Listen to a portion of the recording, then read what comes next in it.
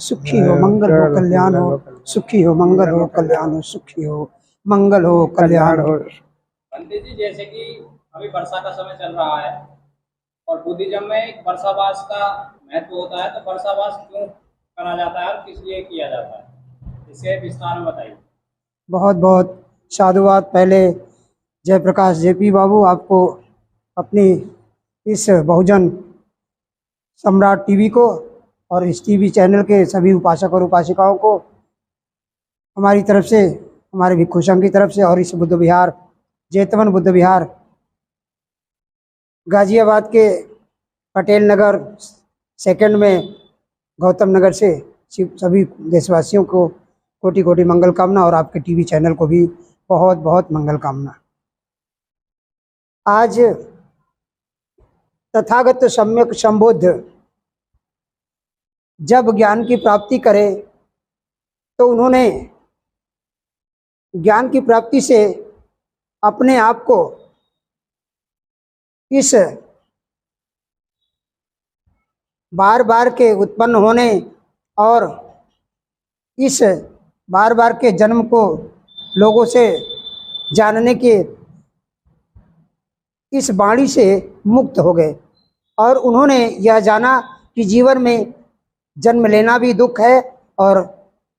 मरना भी दुख है। बुद्ध को जब यह ज्ञान की प्राप्ति होगी कि जीवन में 4 आर्य सत्य बहुत ही मुख्य है, तो जब उनको सत्यता की खोज हुई 6 वर्षों के बाद,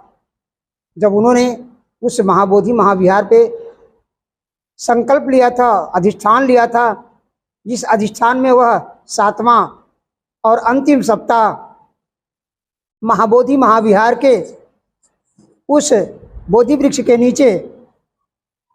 उन्होंने दृढ़ संकल्प लिया कि मैं यहाँ से तब उठूंगा जब मुझे सम्यक संबोधि प्राप्त हो जाएगी। जब उन्होंने सम्यक संबोधि की प्राप्ति कर ली तब वहाँ से उठे, तो उन्होंने सोचा कि इस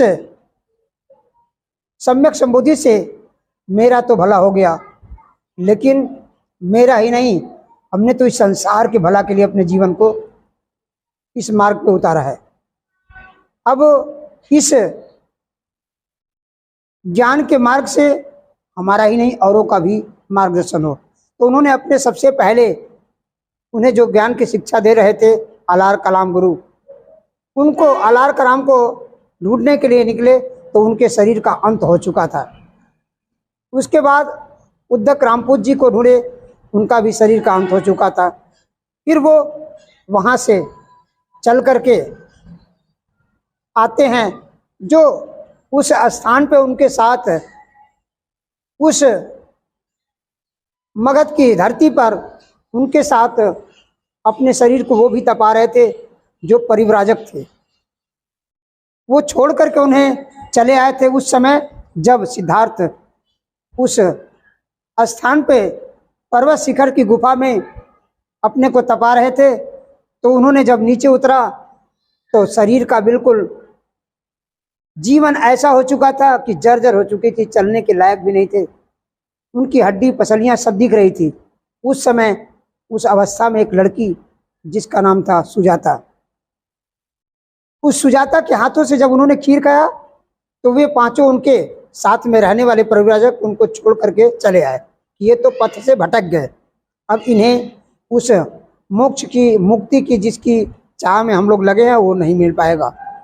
तो बुद्ध ने कहा कि हम तो अपने उस संकल्प के उस अधिष्ठान के चरम सीमा तक पहुंच चुके हैं, अब हम जब तक अपनी संबोधि की प्राप्ति नहीं कर सकते हैं तब तक हम यहाँ से नहीं जाएंगे। वो लोग छोड़ करके सारनाथ चले आते हैं। सारनाथ ऋषिपतन एरिया में जब आते हैं तो बुद्ध वहाँ से जब ज्ञान की प्राप्ति कर लिए तो चल करके आए सारनाथ में। उस सारनाथ में आते हैं तो उन्हीं को ढूंढते हैं कि इन्होंने मुझे 5 लोगों ने छोड़ दिया था। तो जब उनको ढूंढ करके उन्हें प्राप्त कर लेते हैं, जब वो पा जाते हैं तो सबसे पहले आषाढ़ी की पूर्णिमा, इस आषाढ़ी की पूर्णिमा से उसी सारनाथ, सार का मतलब ज्ञान, नाथ का मतलब बिखेरना, बांटना, ज्ञान को बांटना, इसलिए उसका नाम पड़ा सारनाथ। उस सारनाथ जैसे स्थान पे जब उन्होंने पाया तो वहाँ पहुँचे, और जब वहाँ पहुँचे तो उनके मन में था कि ये तो वही है जो पथ से भटक चुके थे, हम तो इन्हें प्रणाम भी नहीं करेंगे, हम तो इन्हें नमस्कार भी नहीं करेंगे, हम तो इन्हें वंदन भी नहीं करेंगे, हम तो बैठने तक को भी नहीं कहेंगे। लेकिन जब उनके इस ज्ञान की प्राप्ति से मुख पे तेज,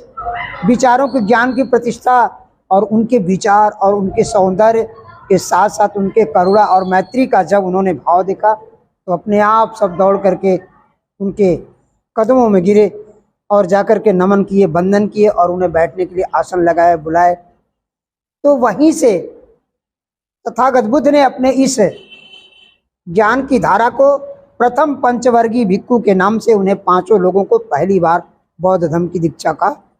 प्रचार प्रसार करने के लिए 5 भिक्खुओं का निर्माण करे, जिनका नाम कौंडिन्य, वप, भद्दीय, महानामा और असजी, ये 5 प्रथम परिव्राजकों को उन्होंने बौद्ध धर्म की दीक्षा देकर भिक्खु का प्रथम संघ बनाया था। वहीं से इस आषाढ़ी पूर्णिमा के दिन बारिश के 4 महीने लगभग होते हैं,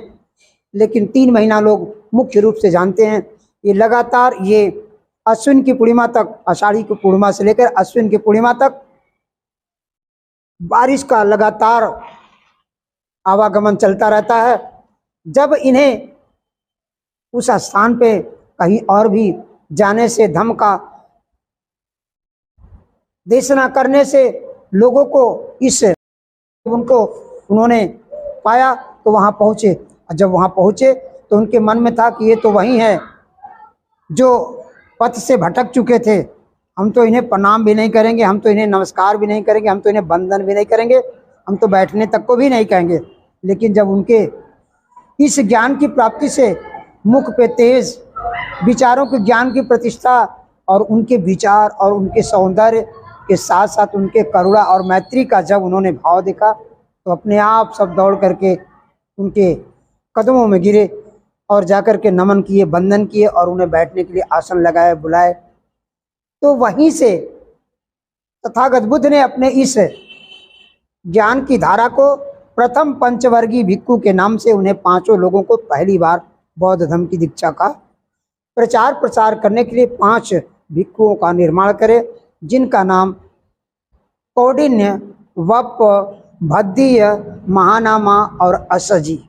ये 5 प्रथम परिव्राजकों को उन्होंने बौद्ध धर्म की दीक्षा देकर भिक्खु का प्रथम संघ बनाया था। वहीं से इस आषाढ़ी पूर्णिमा के दिन बारिश के 4 महीने लगभग होते हैं, लेकिन 3 महीना लोग मुख्य रूप से जानते हैं। ये लगातार ये अश्विन की पूर्णिमा तक, आषाढ़ी की पूर्णिमा से लेकर अश्विन की पूर्णिमा तक बारिश का लगातार आवागमन चलता रहता है। जब इन्हें उस स्थान पे कहीं और भी जाने से, धम्म का देशना करने से लोगों को इस अज्ञानता से बाहर निकाल करके धम्म का मार्ग दिखाने में कठिनाइयों का सामना करना पड़ता था। उनके पास जो वस्त्र होते थे वो उस वस्त्र को गीला होने के बाद उनके पास दूसरे वस्त्र को बदलने तक का भी अवसर कम था। इसलिए लोग बारिश के मौसम में, वर्षा का मतलब बारिश, वास का मतलब रहना, अधिकतर एक जगहों पे रहना। लेकिन बुद्ध ने कहा था कि हमें मध्यम मार्ग अपनाना है। तथागत बुद्ध के समय में जो था अवसर, वो बिल्कुल इतनी घनी बारिश हुआ करती थी कि 15-15 दिन, 1-1 महीना तक की बारिश खुलती नहीं थी, 10-10 दिन की बारिश नहीं खुलती थी ताकि हम कहीं जा सकें। इसीलिए बुद्ध ने कहा कि इस वर्षावास में, वर्षा के समय में हम एक जगह रहेंगे ताकि हमारे निकलने के बाद इस बारिश के मौसम में अनेक नए नए क्षणिक जीने वाले जीवन को, क्षणिक जीवन जीने वाले इस जानवर पे, पृथ्वी पर अनेक कीट पतंगे से लेकर नए नए जानवर उत्पन्न होते हैं जिनका जीवन बहुत सूक्ष्म होता है। तो हमारे पास जीवन की 5 सील जो बुद्ध ने दिया, उन 5 सीलों में पहली सील जो होती है पाणाति पाता वेरमणि सिक्खा पदं समाधियामि, उस प्रथम सील का जो अनुसरण था वो हमारे से मिथ्या हो जाया करती थी। अगर हम पैरों से चलते हैं तो पैरों के नीचे कीट पतंगे दब जाते थे, कुचल जाते थे, उनकी हत्या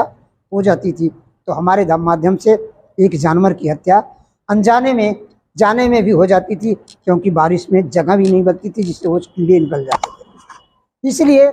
बुद्ध ने कहा था कि हमें एक स्थान पर अधिकतर रुक करके किसी जीव की हत्या ना करना, किसी के घर में जाने के बाद भी वहाँ से वापस लौटने के बाद हमें अपने वस्त्र को गीले होने के बाद दूसरे वस्त्र को बदलने के लिए भी दिक्कत परेशानियों का सामना करना पड़ता था। इसलिए बुद्ध ने कहा था कि वर्षावास में एक जगह रह करके सभी भिक्खु अपने ज्ञान की प्रकाशता को उत्तम मार्ग की तरफ बढ़ाएंगे, विनय का पालन करेंगे, विनय को दूसरों को सिखाएंगे और खुद सीखेंगे, ध्यान साधना करेंगे, अध्ययन करेंगे। अध्ययन के बाद औरों को भी, उपासक और उपासिकाओं को बुद्ध विहारों में बुलाएंगे, उनको धम्म की देशना देंगे और अपने को ध्यान साधना करेंगे और उपासकों को भी ध्यान साधना में समय देने के लिए प्रेरित करेंगे और बुद्ध के मार्ग को बुद्ध विहारों में लोगों तक पहुंचाने का काम करेंगे। और इस वर्षावास का विनय बारिश के मौसम में हर भिक्खु अल्पाहार संध्याकालीन जो पेय पदार्थ पीने का होता है और सुबह को 12 बजे से पहले पहले का भोजन दान होता है। उस भोजन दान के बाद वह संध्याकालीन उपोषित के बाद वह शाम को बस केवल पेय पदार्थ लेकर के भिक्खु लगभग आषाढ़ी की पूर्णिमा से अश्विन की पूर्णिमा तक अपने दिनचर्या को ऐसे करते हैं। लेकिन अब का जो अवसर हो गया, थोड़ा परिवर्तन हो गया कि वो धम्म यात्राओं को निकालते हैं और लोगों को यह दिखाते हैं कि इस बौद्ध धम्म का ये सबसे बड़ी पहचान है कि वो कभी किसी से विवाद, कभी किसी को देश, कभी किसी से राग, कभी किसी से उनके साथ किसी भी प्रकार का अभद्रता का व्यवहार नहीं करते। वो सील का पालन करते हुए रोड पर भी चलते हैं, धम्म यात्रा निकालते, तो लोगों को यही संदेश देते हैं कि बुद्ध का यह मार्ग है, बुद्ध धम्म और संघ। इसलिए वो रास्ते में भी चलते हैं तो बुद्धं शरणं गच्छामि, धम्मं शरणं गच्छामि, संघं शरणं गच्छामि करते हुए निकलते हैं।